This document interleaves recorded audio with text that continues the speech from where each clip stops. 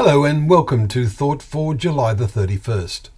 Our readings are 2 Samuel chapter 17, Jeremiah chapter 21 and Romans chapters 7 and 8. And our thought is, anyone who does not have the Spirit of Christ.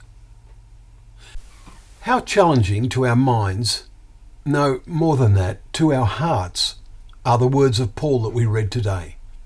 The words he addressed to the believers in Rome in his 7th and 8th chapters are among the most challenging for our meditation in the whole of God's Word.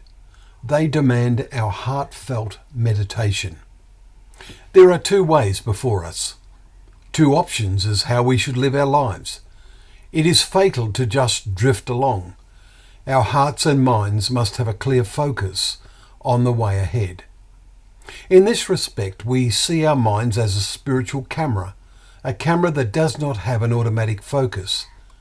The more we read God's Word, then the more our minds will come into focus on things divine. It will become evident in our conversation and our actions that we have done this. Looking for a moment at the other side of the coin, how eternally meaningless each day is the conversation and action of those who never read God's Word. They do not sense the reality of God, especially His all-seeing eyes. However, the time is coming when they will no longer be able to do this. Let us recall what we read in Isaiah last month. He was caused to write of the time coming when natural and spiritual people will sanctify the Holy One of Jacob and will stand in awe of the God of Israel. Chapter 29, verse 23. How wonderful. But let us reflect on the warning in the words of Paul we read today. Anyone who does not have the Spirit of Christ does not belong to him. Chapter 8, verse 9. How challenging is that?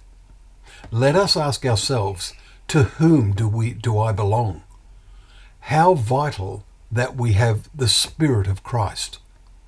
But, as we read, in particular in chapter 7, verses 22 and 23, having the Spirit of Christ leads to a sort of battle in our hearts and minds as we strive to serve the law of God.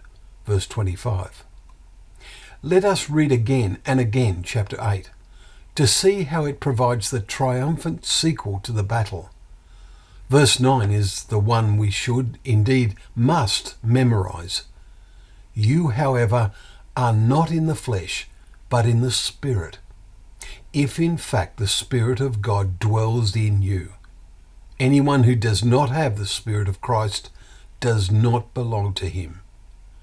Let us read the Spirit-inspired Word every day.